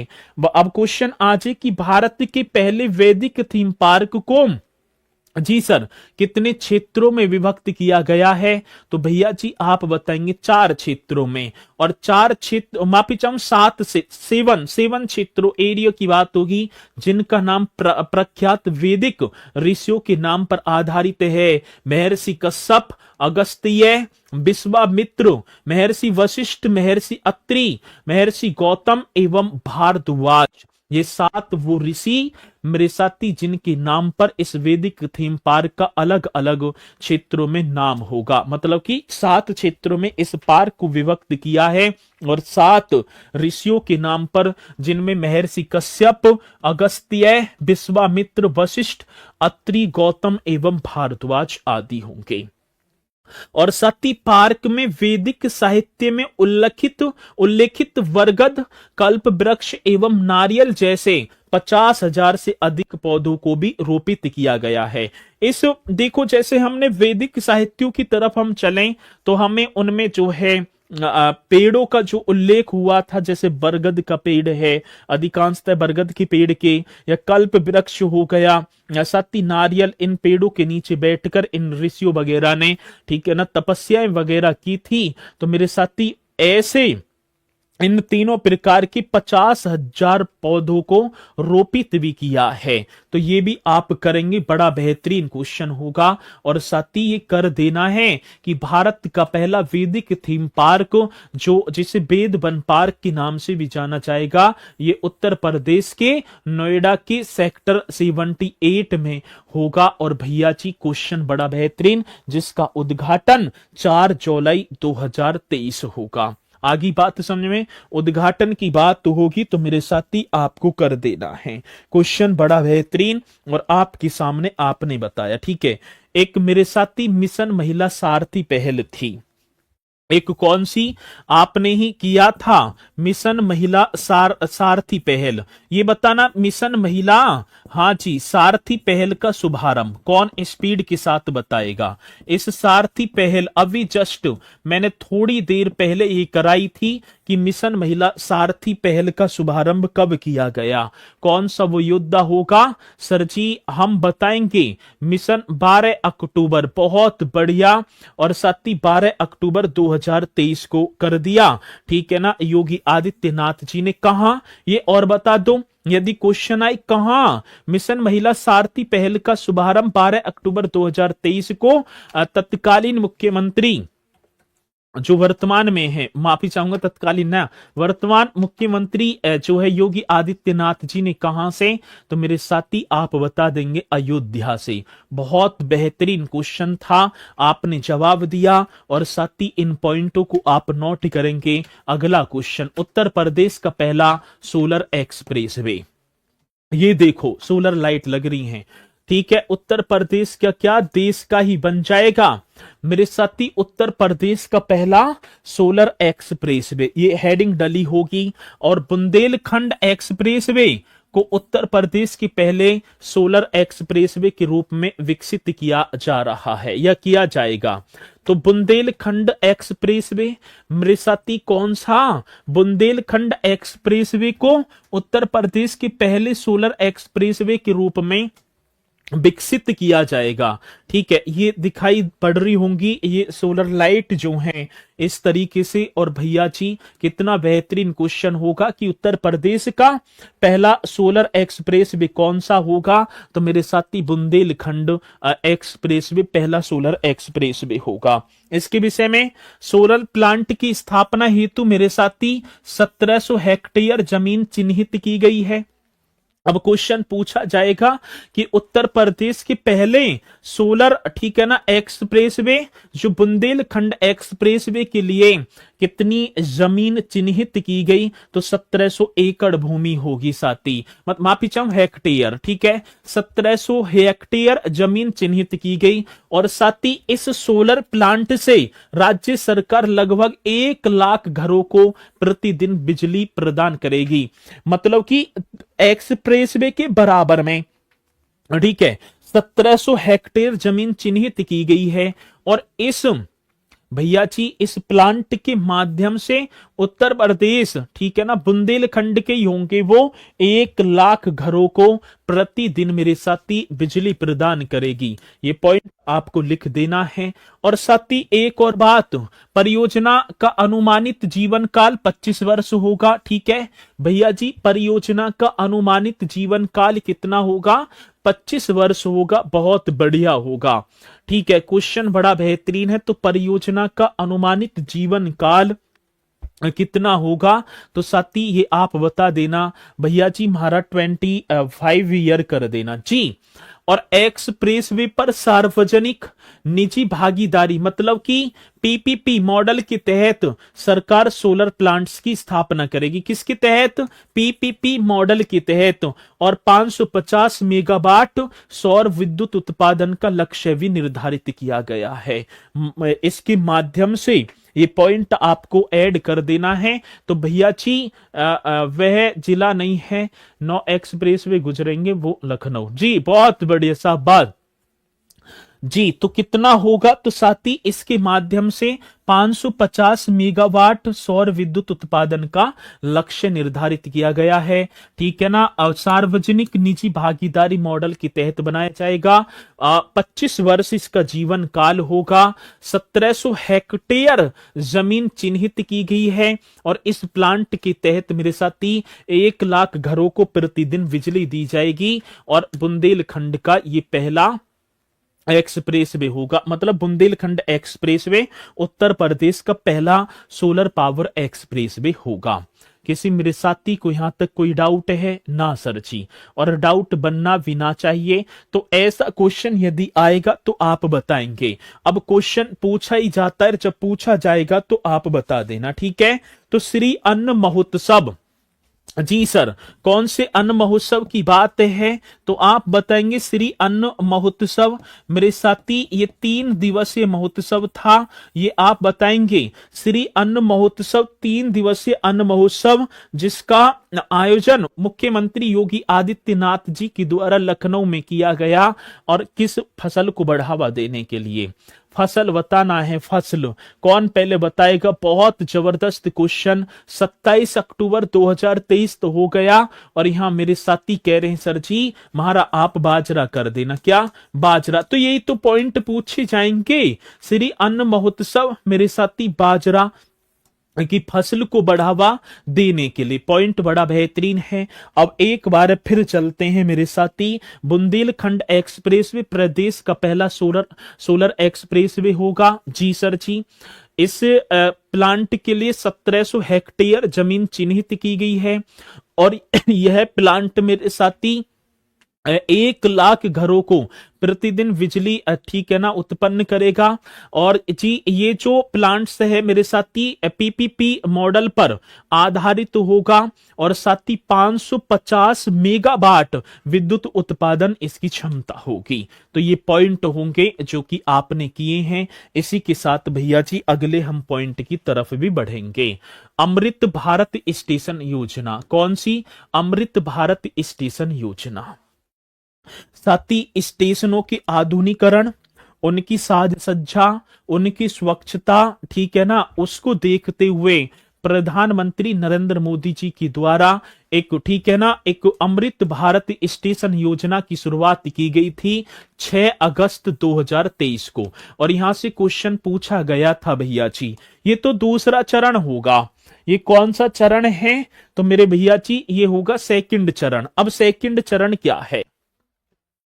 ये है अमृत भारत स्टेशन योजना की बात आती है। 26 फरवरी 2024 को प्रधानमंत्री नरेंद्र मोदी जी ने अमृत भारत स्टेशन योजना के तहत द्वितीय चरण में, ये जो 26 फरवरी को मेरे साथी क्या है, 26 फरवरी 2024 को जो प्रधानमंत्री मोदी जी ने अमृत भारत स्टेशन योजना के द्वितीय चरण में, पहला चरण 6 अगस्त की बात थी, वो तो देश भर के 554 रेलवे स्टेशनों के पुनर्विकास की आधारशिला रखी है। ये बड़ा बेहतरीन क्वेश्चन होगा। अब क्वेश्चन पूछा जाएगा कि प्रधानमंत्री नरेंद्र मोदी जी ने अमृत भारत स्टेशन ठीक है ना योजना के तहत 26 फरवरी 2024 को इस योजना के द्वितीय चरण में देश भर के कितने भैया जी स्टेशन रेलवे स्टेशनों के पुनर्विकास की आधारशिला रखी है? तो आप बता देना सर जी 554।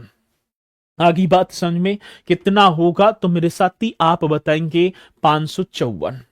अमृत भारत स्टेशन इस योजना के तहत जो रेलवे स्टेशन है उनके पुनर्विकास के लिए कितना? 554। ठीक है, चलो एक बात और, ये तो यहां अब साथी 6 अगस्त 2023 को जब इस योजना की शुरुआत होती है और इसके पहले चरण में 508 रेलवे स्टेशनों के पुनर्विकास की आधारशिला रखी थी। ठीक है, कितने? तो 508।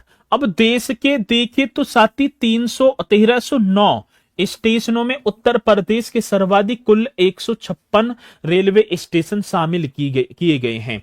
अब क्वेश्चन हमसे पूछा जाएगा कि अमृत भारत स्टेशन योजना के तहत देश के कुल 1309 स्टेशनों में, ठीक है, अमृत भारत स्टेशन योजना के तहत मेरे साथी कितने रेलवे स्टेशनों को शामिल किया गया है? तो आप बता देना 156। ठीक है, ये एकदम जबरदस्त क्वेश्चन और आएगा तो आप बताएंगे। ऐसे क्वेश्चन का जवाब आप ही को देना होगा भैया जी। क्वेश्चन पूछा जाता है, जब पूछा जाएगा तो बताएंगे। ठीक है, ये पॉइंट आपकी समझ में आया होगा।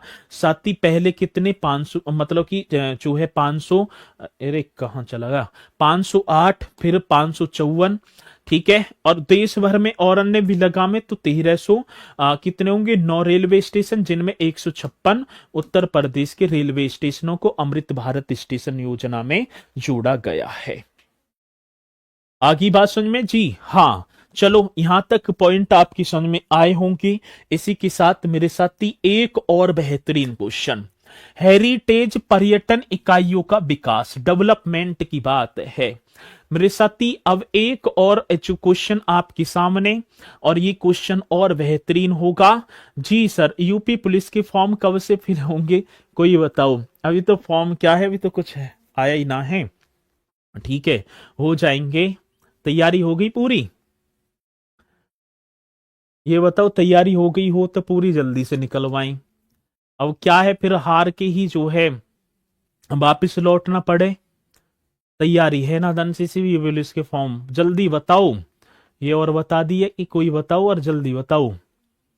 आज ही भर्ती बनेंगे। चलो चलो जी, चलेंगे तो भैया जी, हेरिटेज पर्यटन इकाइयों का विकास। आपने देखा भी होगा उत्तर प्रदेश पर्यटन नीति भी आई 2022 में, और इस नीति के तहत मेरे साथी उत्तर प्रदेश में 12 सर्किट, जैसे Buddhist circuit, Jain circuit, Ayodhya circuit, Mahabharat, ये सारे सर्किटें आते हैं साथी। अब ठीक है, चलो जी, बात तो होगी हेरिटेज पर्यटन इकाइयों का विकास। 1 अगस्त 2023 को उत्तर प्रदेश मंत्रिमंडल द्वारा प्रदेश के ऐतिहासिक धरोहर भवनों को अनुकूली पुनः उपयोग, मतलब कि एडॉप्टिव रीयूज के अंतर्गत सार्वजनिक निजी सहभागिता पीपीपी मॉडल पर हेरिटेज पर्यटन इकाइयों के रूप में विकसित करने के प्रस्ताव को मंजूरी दी है। कहने का मतलब ये है, जो प्राचीन ऐतिहासिक धरोहर जो भवन रहे हैं, उनके पुनर्विकास के लिए मेरे साथी उन्हें फिर उनका पुनरुद्धार किया जाए।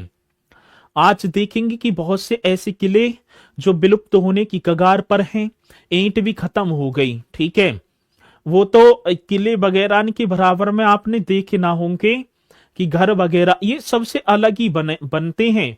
आपने देखा होगा, यदि किले वगैरह आप घूमने भी जाएंगे तो गांव से बाहर ही मिलेंगे, बहुत दूर तक। अधिकांशतः सभी नदी के किनारे होंगे, क्षेत्राधिकार से बाहर होंगे। और यदि अब ऐसा भी होता ना, जो मतलब खत्म से किले हैं और गांव के पड़ोस में होते, इंटरनेट खत्म कर देते, आज तो 10 साल पहले ही खत्म कर देते, बना देते अपने अपने, ठीक है ना। तो ये तो बाहर ही हैं। अब ऐसे कुछ हो रहे हैं, तो उनकी मरम्मत के लिए मेरे साथी एक इकाई आई है, और जिसके तहत ऐतिहासिक जो मतलब कि आपके कितने 9 होने चाहिए, हाँ, इन 9 इसके तहत पहले उत्तर प्रदेश की 9 ऐतिहासिक इमारत, 9 ऐतिहासिक, ठीक है ना, भवनों को मेरे साथी, जो 9 ऐतिहासिक पहले भवनों को सुधारा जाएगा, और इनमें बहुत नए चीज नए। अब क्वेश्चन कैसे होंगे, देखो, 76 मंजिल लखनऊ में, ठीक है, पश्चिमी उत्तर प्रदेश के ऐतिहासिक धरोहर। अब बात किसकी होगी, 76 मंजिल, ये तो आप सभी को पता होगा अधिकांशतः है कि साथी 76 मंजिल। अब इस जो लखनऊ में इस ऐतिहासिक धरोहर का मेरे साथी पुनरुद्धार किया जाएगा। आगे बात समझ में। दूसरी बात, बरसाना जल महल। अब हमसे कोई भी पूछने लगे, सर जी बरसाना जल महल, हाँ, जब बरसाना शब्द आया तो हमारा दिमाग एकदम मथुरा जाएगा, और मथुरा राइट भी बनेगा, ठीक है। चलो जी, ये भी बात सही है। एक चुनार किला, ये भी बात सही है, ये मिर्जापुर में होगा, ठीक है। कौन सा मेरे साथी, चुनार का किला। अब ठीक है, एक शुक्ला तालाब कानपुर देहात में, ये भी आप बता देंगे। मुझे इसकी तो पता है कि 4 अन्य तो आप बता देती कि ये मैंने बताए भी होंगे, अब ये तो ना बताया होगा, लेकिन इसे तो बरसाना की होली, ठीक है ना, बरसाने की महिला, नंदगाम के पुरुषों के द्वारा वो लठमार होली का आयोजन किया जाता है। ये मथुरा, ये महल होगा जी, जल महल है। चुनार का किला, इससे भी मिर्जापुर। शुक्ला तालाब भी मैंने बताया, लेकिन बरुआ सागर किला झांसी में, ये एकदम राइट है। अभी इससे तो क्वेश्चन भी पूछा गया था, अब क्वेश्चन पूछ लिया जाए कि बरुआ सागर, अभी क्वेश्चन आया था कि बरुआ सागर किला झांसी का निर्माण किसने करवाया था, इसकी कंस्ट्रक्शन की बात आई थी, तो एक राजा थे वीर सिंह जूदेव जी के द्वारा इसका कंस्ट्रक्शन करवाया जाता है। अब कुछ के सामने नया ही होगा, ठीक है ना, अधिकांशतः तो नए ही हैं सभी की। 76 मंजिल कहां, लखनऊ में, इन्हें वैसे भी नोट कर लेना, एकांत में पूछ लेता है। बरसाना जल महल, चुनार किला, शुक्ला तालाब, बरुआ सागर। सती कोठी गुलिस्ता ए इस्म, ये कहां स्थित है, बड़ा बेहतरीन क्वेश्चन होगा कि कोठी गुलिस्ता ए इस्म। और आज ये देखूं तो भाई साहब लुप्त होने की कगार पर, इसका पुनर्विकास किया जाएगा, और क्वेश्चन बड़ा बेहतरीन बनेगा कि कोठी गुलिस्ता ए इस्म ये कहां स्थित होगी, तो मेरे साथी लखनऊ में होगी। टिकैत राय बारादरी, ठीक है, टिकैत रायवारादरी, ये मेरे साथी आप बताएंगे बिठुर, और बिठुर कहां पड़ता है? कानपुर नगर में। अब क्वेश्चन पूछा जाएगा कि टिकैत रायवारादरी ऐतिहासिक धरोहर उत्तर प्रदेश के किस जनपद में है? तो आप बता देना सर जी कानपुर नगर में। ठीक है, कोठी दर्शन विलास, बड़ा सुंदर क्वेश्चन है। कोठी दर्शन विलास मेरे साथी ये भी लखनऊ में ऐसे हो रहे हैं ये, ठीक है, ये ऐसे हो रहे हैं। चलो जी, अब घास फूस पूरे पूरिया, अब इनका पुनर्विकास वगैरह किया जाएगा, इन्हें उभारा जाएगा मेरे साथी द्वारे। ठीक है, तो कोठी दर्शन विलास ये लखनऊ में, और कोठी रोशन उद्दौला ये भी मेरे साथी लखनऊ में। अब ऐसी तो क्वेश्चन आएगा कि कोठी दर्शन विलास एक ऐतिहासिक इमारत मेरे साथी उत्तर प्रदेश की कौन सी डिस्ट्रिक्ट में, तब आप बता देंगे। चलो बहुत बढ़िया, इस तरीके से क्वेश्चन का जवाब आपको देना होगा। और ये ठीक है, 9 के 9 याद कर लेने हैं, क्वेश्चन पूछा जाएगा। संस्कृत छात्रवृत्ति योजना मेरे साथी एक और योजना की बात होगी, और योजना का नाम क्या होगा? तो आप बता देना संस्कृत छात्रवृत्ति योजना, एक और योजना भैया जी, और इस योजना को भी आप ही को बताना है, जल्दी से बता दो।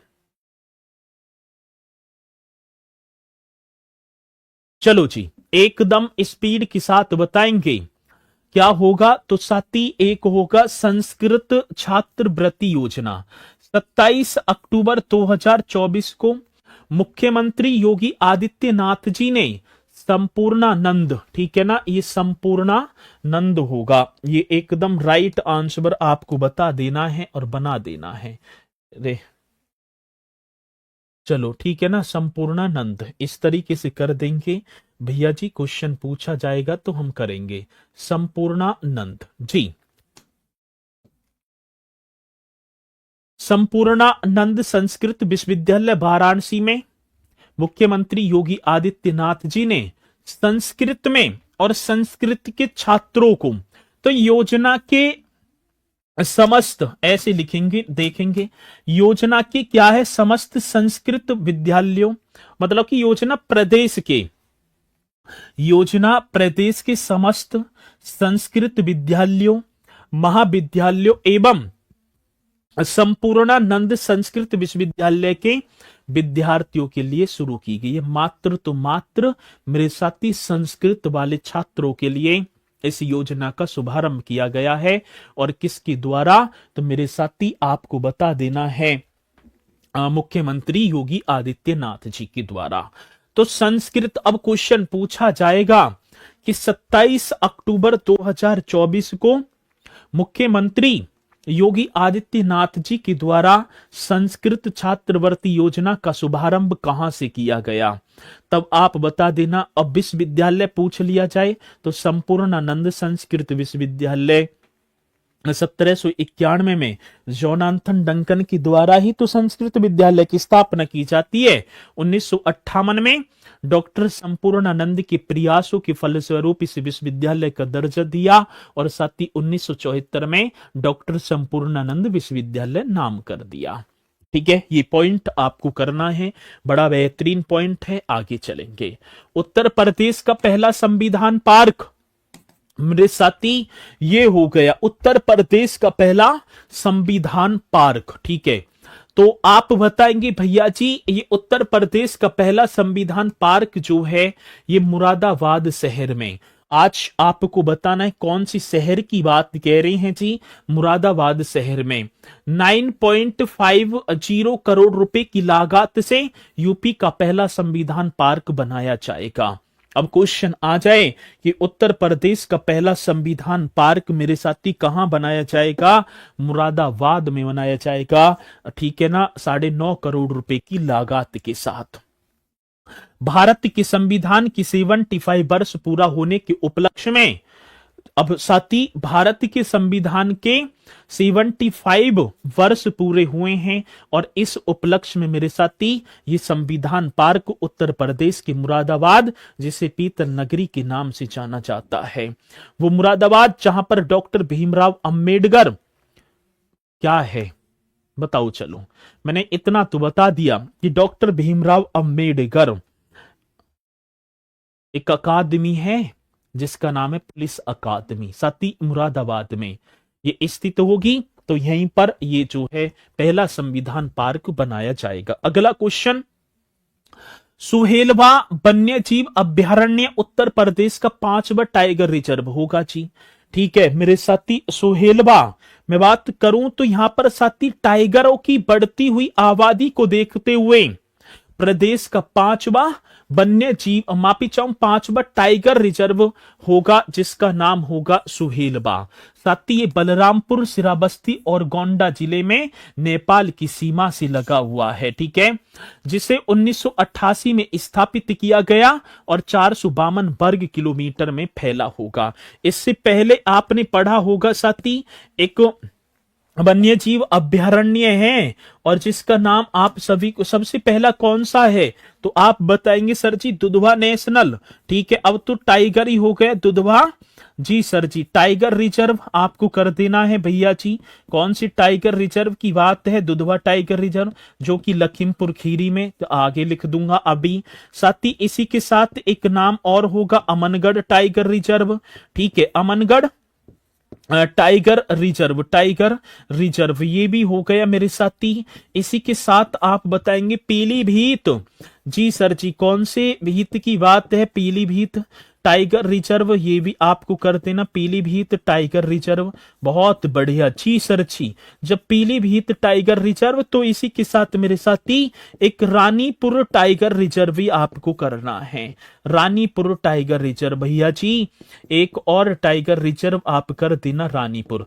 अब देखो बात आती है किसकी? दुधवा, तो आप लखीमपुर खीरी आपने बहुत बार पढ़ा भी होगा। साथ ही कौन से? लखीमपुर खीरी जहां पर गोला गोकर्णनाथ का मेला। अमनगढ़ की बात होगी मेरे साथी, आप बिजनौर कर देना जी। बिजनौर जी बहुत बढ़िया भैया जी। जब पीलीभीत की बात होगी तो पीलीभीत में वो पीलीभीत जहां पर चूका बीच भी स्थित है।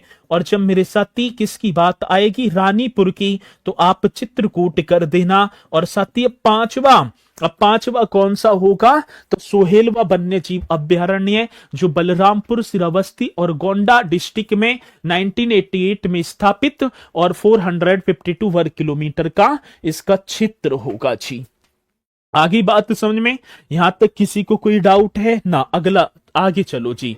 चित्रकूट में बना उत्तर प्रदेश का पहला ग्लास स्काई वॉक ब्रिज। मेरे साथी कितना बेहतरीन क्वेश्चन। चित्रकूट, वो चित्रकूट मेरे साथी जहां पर सबरी जलप्रपात, और वो सबरी जलप्रपात जहां पर माता सबरी ने भगवान रामचंद्र जी को झूठे बेर खिलाए थे, ये उसी चित्रकूट में सबरी मतलब तुलसी या सबरी जलप्रपात पर बना है।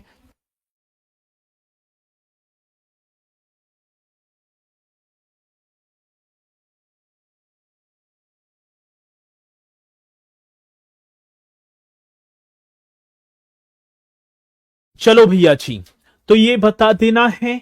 और कोदंड वन स्थित इस प्रपात पर भगवान राम की धनुष और बाण के आकार का ब्रिज बनाया गया है। देखो भैया जी ये रहा धनुष, ठीक है, ये प्रपात है और देख लो ये धनुष हो गया और ये आपका बाण हो गया। अब ये स्काई जो है ब्रिज हो गया, मतलब कैसा? ग्लास मतलब शीशा वाला।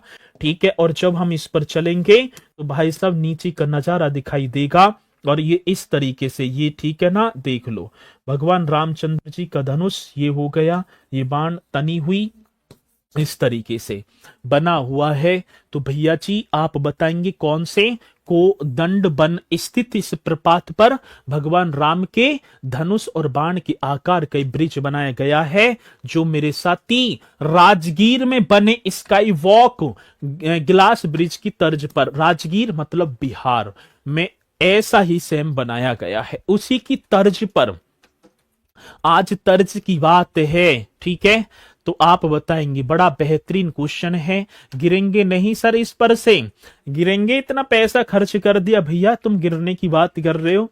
चलो आगे आएंगे। अमेठी जिले के 8 रेलवे स्टेशनों का नाम परिवर्तित अभी, ठीक है, सांसद थी ये, ठीक है ना, अब तो नहीं है। अमेठी की सांसद थी स्मृति ईरानी जी ने 27 अगस्त 2024 को उत्तर रेलवे के लखनऊ मंडल के अंतर्गत आने वाले अमेठी जिले के 8 रेलवे स्टेशनों को नामबद्ध का आदेश दे दिया। और ये क्वेश्चन अभी ठीक है ना, एक परीक्षा थी उसमें पूछा गया था।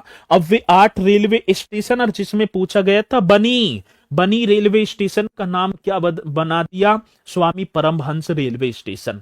तो ये 8 railway station, Kasimpur halt railway station को जाय सिटी बोला जाएगा। ये था पहला नाम, ठीक है ना। कौन सा पहला नाम भैया जी? आज अब नाम, ठीक है, वर्तमान नाम अब, पहला अब क्या है? Kasimpur halt, Jais city. जायस का नाम बदला गोरखपुर गुरु गोरखनाथ धाम रेलवे स्टेशन। मिसरोली का Maa Kalikan Dham railway station. Bani railway station का Swami Paramhans railway station. Nihalgarh railway station का Maharaja Bijli Pasi railway station. Akbarganj railway station का मां अहोरवा भवानी धाम रेलवे स्टेशन।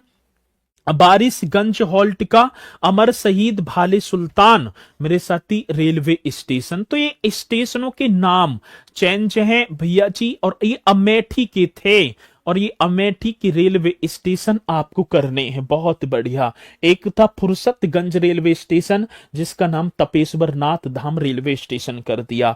इन भाई साहब, ये अमेठी डिस्ट्रिक्ट जो लखनऊ मंडल में आता है, अमेठी जिसका जिला मुख्यालय गौरीगंज, और मेरे साथी ये 8 वो, ठीक है, रेलवे स्टेशन जिसके नाम चेंज हुए। और भी देखो, पहले भी बने, क्या बने साथी? झांसी रेलवे स्टेशन का नाम बदला, Veerangana Lakshmibai railway station Jhansi. Allahabad junction का Prayagraj junction, Faizabad junction, Ayodhya cantt, माफी चाहूंगा, मुगल सराय जंक्शन, पंडित दीनदयाल उपाध्याय जंक्शन। ये भी देख लेना डिस्ट्रिक्ट में भी, ठीक है। Manduadih railway station, Banaras railway station Varanasi में, Robertsganj railway station, Sonbhadra railway station Sonbhadra में, Panki railway station, Panki Dham railway station Kanpur में, और Dadupur railway station Maa Barahi Devi Dham railway station Pratapgarh. आंवला नगरी वो भवानी नगर नाम होगा सर जी, प्रतापगढ़ जो सई नदी के किनारे अवस्थित है। नाम आपने सुना भी होगा, ठीक है। तो ये पॉइंट आपको कर देने हैं, और आएंगे तो क्वेश्चन आप ये बदले हुए कुछ रेलवे स्टेशनों के नाम जो कि हमसे पूछे जाते हैं, ठीक है। और ये करना है बढ़िया तरीके से, साथी आएंगे ये, ठीक है, नोट कर लेंगे। उत्तर प्रदेश सैनिक स्कूल, अब बात आती उत्तर प्रदेश सैनिक स्कूल। 7 सितंबर 2024 को उपराष्ट्रपति जगदीप धनखड़ ने गोरखपुर जिले के फर्टिलाइजर कैंप में, अब देखो, उत्तर प्रदेश सैनिक स्कूल का उद्घाटन किसने किया? उपराष्ट्रपति जगदीप धनखड़ जी ने, गोरखपुर डिस्ट्रिक्ट के फर्टिलाइजर कैंपस में 7 सितंबर 2024 को, ठीक है। ये यूपी सैनिक स्कूल, साथी ये दिखाई पड़ रहा होगा आपको, यूपी सैनिक स्कूल। चलो अगला, लागत 176 करोड़ रुपए की, 49 एकड़ भूमि में पूर्वांचल में बनाया गया पहला सैनिक स्कूल है। अब क्वेश्चन आ जाए कि पूर्वांचल में बनाया गया पहला सैनिक स्कूल, तो मेरे साथी कहां पर? गोरखपुर में, और गोरखपुर के फर्टिलाइजर कैंपस में बनाया गया है, जो 176 करोड़ रुपए का, जिसका उद्घाटन उपराष्ट्रपति जगदीप धनखड़ ने 49 एकड़ में, और साथ ही इसमें कक्षा 6 से 12 तक के छात्र छात्राओं को आवासीय सुविधा उपलब्ध कराई जाएगी, ठीक है ना। कैसी आवासीय सुविधा? और देश में पहला सैनिक स्कूल तत्कालीन मुख्यमंत्री डॉक्टर संपूर्णानंद द्वारा 1960 में लखनऊ में स्थापित किया गया था। आगे बात समझ में ना? हाँ जी सर जी, यहां तक तो पॉइंट हमारे आ गए समझ में। तो साथी अब थोड़ी सी एक और बात मैं बताना चाहूंगा। वैसे तो मैं क्लास को लेता थोड़ा सा और टाइम तक, लेकिन जो नेट की जो इशू, जो प्रॉब्लम चल रही थी, तो भैया उस प्रॉब्लम को देखते हुए जो बोला गया है कि 2:55 पर वो वर्क स्टार्ट हो जाएगा। जो आपकी नेट की समस्या बनी हुई है वो नेट वाले बुलाए हैं, अब वो देखेंगे। तो इसलिए भैया जी मैं अपने इस सेशन को यहीं समाप्ति कर दूंगा। और दूसरी बात इसमें, ठीक है ना, थोड़े से ये आपके एक दो पॉइंट ही हैं बस, इन्हें मैं पीडीएफ में ही छुड़वा रहा हूं, मैं काटूंगा ना, इन्हें आप नोट कर लेना भाई। 1 2 3 4 5 चार पांच क्वेश्चन और होंगे, ठीक है, इन्हें मैं पीडीएफ में छुड़वा दूंगा और साथ ही इन्हें आप कर लेंगे, ठीक है। तो इसी के साथ मेरे साथी मैं फिर मुलाकात करूंगा आपसे अगले नेक्स्ट सैटरडे इसी तरीके की एक और सेशन के साथ। और भैया जी एक बार ठीक है, एक बार जो सभी को कमेंट्स करके बताना है, और एक चीज आप बता देना, अब की बजट भी लेकर आऊंगा, ठीक है। ये पहला जल विश्वविद्यालय आ गया, मुझे ये बता दो भैया जी, एक क्वेश्चन आपके लिए होगा, बजट 2025-26 आ गया, क्योंकि आपने पढ़ लिया, ठीक है, आपने पढ़ा था 25-26 कि बजट का आकार कितने रुपए का बजट आया है, अब के सबसे बड़ा बजट था, तो बजट का आकार आप लिखेंगे कमेंट्स बॉक्स में। एक बार जो मेरे साथी बताने में असमर्थ हैं वे गूगल बाबा से करेंगे, क्योंकि आज सारी चीजें हमें मिल जाएंगी फ्री में, ठीक है।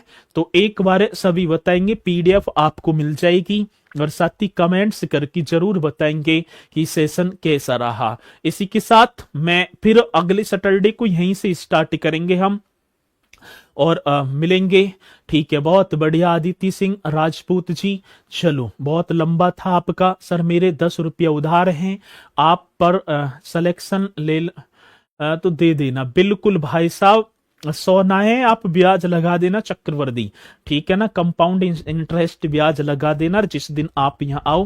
मैंने एक वीडियो भी डाली थी, उसकी थी, अब जैसे यूपी पुलिस का सम्मान समारोह भी होगा, जब जो है फिजिकल की बात थी, तो फिजिकल हमने जो करवाए थे तो उसमें एक वीडियो थी, तो वो जैसे मैं बोलता रहता हूँ ये 10 रुपया, तो उस बच्चे ने कभी बताया होगा, और वो वैसे ढूंढता डॉलर कहाँ है कहाँ ना है। अब जैसे मैं खड़ा था, गया सर मेरे 10 रुपया, या मैंने तो कभी ना लिए ना जी, तुमने क्लास में बोला था, और जो है उसका जवाब मैंने सबसे पहले दिया था, तो आपने देखी भी होगी वो। तो भैया जी 100%, यदि 100 बोले हैं तो 100 दूंगा, जितने भी बोले हैं, लेकिन एक जो है इस काबिलियत तो अपने अंदर लेकर आओ कि वो लेने आप आए सिलेक्शन लेकर, और जब कितना अच्छा लगेगा। चलो तो इसी के साथ मेरे साथी, और वो लेकर सिलेक्शन लेकर तब आया, ना कि वैसी भैया, तो ऐसी आपको सिलेक्शन लेकर आना है, और जो भी बोले हैं वो 100% मिलेंगे। तो इसी के साथ मेरे साथी मैं अपनी वाणी को दे पा रहा हूँ विराम, तो सभी बोलेंगे भैया जी जय हिंद जय भारत।